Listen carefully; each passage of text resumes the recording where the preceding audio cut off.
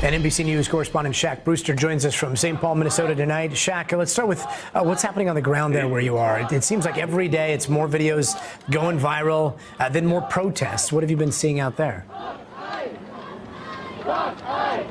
Yeah, and another round of protests here outside this federal facility. I'll let you take a look at what we're seeing here in the crowd that we have here tonight. It's few more people than we had yesterday, and what you see, it's a consistent pattern where sometimes the protesters go into the street and then the federal officials will come out, and that's when you see another round of tear gas, another round of those pepper balls and beanbag rounds, another round of those crowd control munitions. And this is something that's not just happening in front of federal facilities, but also in Minneapolis neighborhoods. Repeatedly. We were there right after there was a round of tear gas about a block and a half away from where Renee Good was killed. I talked to a woman who said she was drinking her morning coffee, heard the commotion outside, decided to go outside, and then this is what she told me happened.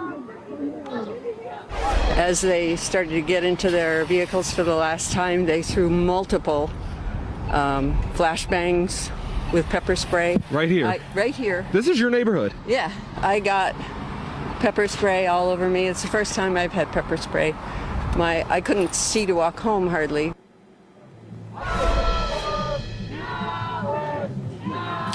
Again, Gotti, that's a residential neighborhood, a situation where there was an immigration enforcement operation, and then that's what led to that tear gas. And you hear the crowd ramping up here a little bit, and you see some of the federal officers now lining up there. We'll keep an eye out on what's happening back here, but this is a sense of the tension that you have here on the ground in Minneapolis. And Shaq, Minnesota is home to a huge Somali community. We are now seeing the administration telling Somalis with protected status that they've got to leave the country by March 17th. What's going on there? Yeah, I spoke to a state senator today who said she feels targeted by the Trump administration, saying that this is them targeting the Somali community. Essentially, that temporary protected status program, as federal government program, essentially provides some legal assistance to people. And Gotti, I'll let you take a look at some of the immigration officers moving this way. I'm going to move off to the side.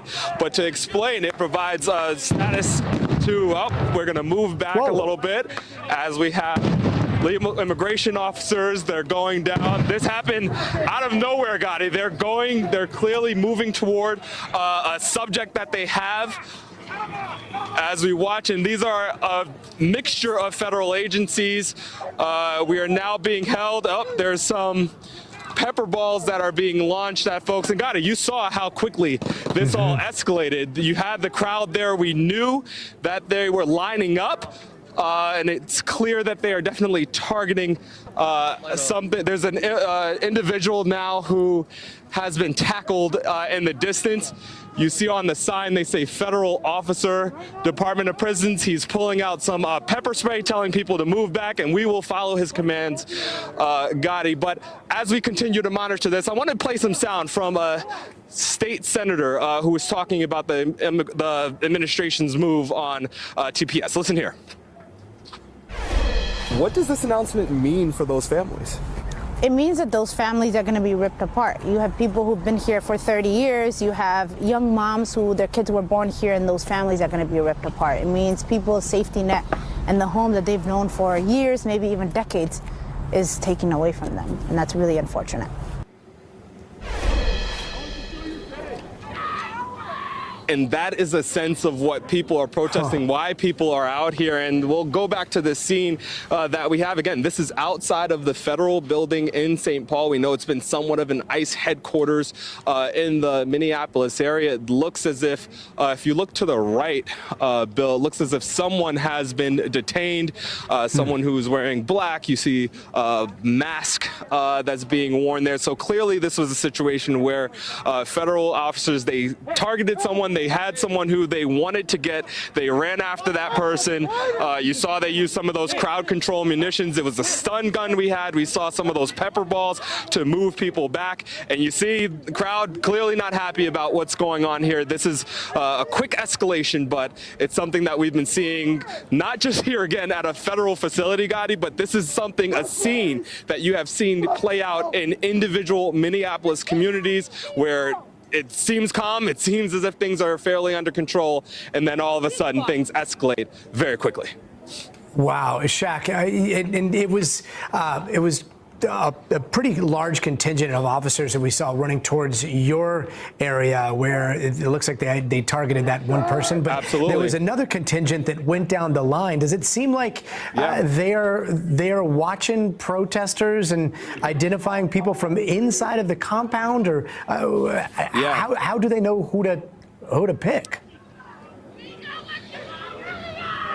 Yeah, a bit of speculation here, Gotti, but I'll tell you, just to kind of paint the scene a little bit, this fence, for example, that fence is new. That was not here when we saw some of those earlier clashes in the past couple of weeks. But this protest group, they stand to this side. There's an entrance to this federal facility right there, and you'll see cars go in. Sometimes they appear to be ICE or at least federal agents. You can tell by the masks, sometimes the tints on the windows, and that's when the crowd will jeer. They'll make it clear that they don't want their presence known here. And the crowd shifts. Sometimes you have people just yelling at the officers, telling them they don't want to be here. Sometimes they're throwing, I've seen people throw baloney at the vehicles, or they'll step into the roadway or try to block a vehicle. And that is usually when you see this escalation. What is different, and what I say is a little bit of speculation, is you saw the folks come out fairly quickly and they immediately ran to someone. That suggests to me that they know who they were looking for. They were trying to target an individual, and it went all the way into the parking lot. That's where our cars are parked, some distance away from where you see usually the main clash point. So I think it is a fair assumption to make that they are watching the crowd. They do know who they want to target, and it was clearly effective for them in getting that arrest done in the past couple of minutes, Gotti. And Shaq, real fast, the person that we saw get detained there, they were wearing a mask. I mean, in St. Paul, it is freezing there, and I appreciate you being out there in the elements, but are a lot of the protesters wearing masks? I mean, what's the mask situation? Because you see most, if not all, of the federal law enforcement officers wearing masks, right? Yeah, and pardon my back as we walk, but Bill, what you can do, just show some of the protesters go around there. I'll let you see, and that'll kind of answer your question. It's been a mix. You mentioned one, yes, it's cold out here, so some people have scarves on. They, make it very clear that it's trying to brace the cold as they're out here. Some people have masks that are more to hide their identity and to conceal their identity.